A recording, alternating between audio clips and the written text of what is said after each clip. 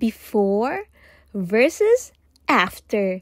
Good day everyone! This is Nat's Car Accessories. Welcome po ulit sa aming another vlog.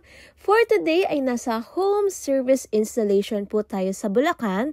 And Nissan Navara Pro 4 Expo ang unit na ating sisetapan. Ang mga accessories po na ating i-install ay V3 Supra Roller Lid, Panther Hercules Roll Bar, 3 pieces rail guards, and complete set of garnish. Let's go!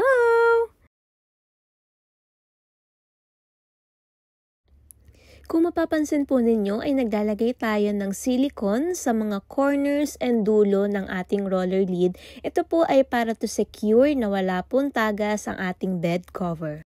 Ang una po nating step sa pag-assemble ng ating roller lid is nilalagay po natin yung dalawang mahabang side sa gilid.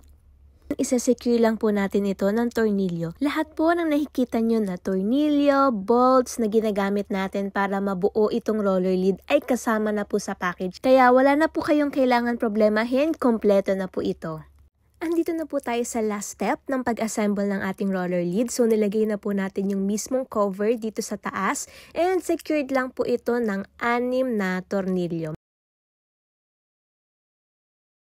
Kung mapapansin po ninyo ay meron po yung cover each na tornilyo. And ayan, ready na i-install sa unit!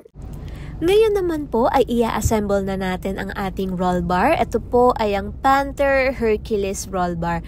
Kung mapapansin po ninyo ay bawat piraso, bawat pyesa, bawat parte ng ating roll bar ay secured na nakabalot. Ito po ay para maprotektahan ng ating item para po walang gasgas, walang damage, and maayos po nating mai-install. Itong roll bar nga po pala natin ay bakal po ito. Opo, ito po ay dagdag forma sa ating sasakyan. Opo, dagdag pampapogi ng ating sasakyan. Pero hindi lang po yan dahil ito po ay very functional. Ito po ay pwedeng talian. Kung meron man pong tao na sasakay, pwede po itong kapitan. Kung meron po tayong mga mas malalaking ikakarga sa unit, pwede po itong sandalan ng mga items. Very functional po ito and multi-purpose.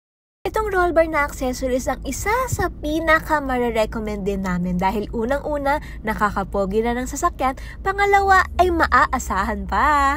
Ito pong i-install natin ngayon ay tinatawag nating Hercules Roll Bar. So isa po ito sa mga best seller natin. Pero marami pa po kaming mga ibang design na roll bar. Kung interested din po kayo sa ganitong klaseng accessories ay mag-message lang po kayo sa amin para masendan po namin kayo ng iba't ibang design na pwede nyo pong pagpilian.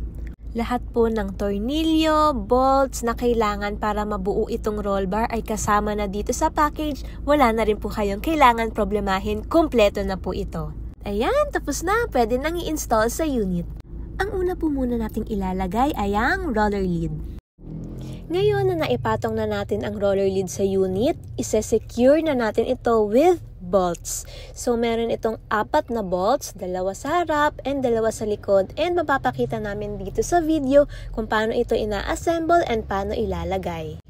Kung meron man po kaming customer na gusto rin ng ganitong klaseng item pero nasa Visayas or Mindanao, wala po yung problema dahil pwede po namin kayong padalhan ng items COD via LBC. Tapos meron na rin po kasing manual instructions na kasama sa item. Plus pwede po namin kayong sendan ng video tutorial kung paano po ang installation. Free installation po kami sa shop located at Banawi, QC. Nag-home service installation din po kami and COD nationwide shipping. In 3, 2, 1, charan! Ito na po ang finished product installed with V3 Supra Roller Lid and Panther Hercules Roll Bar. Kung interested din po kayo sa ganitong mga accessories, please wag po kayo mahihiyang mag-message and inquire sa amin. Ilalagay po namin ang aming details dito sa screen.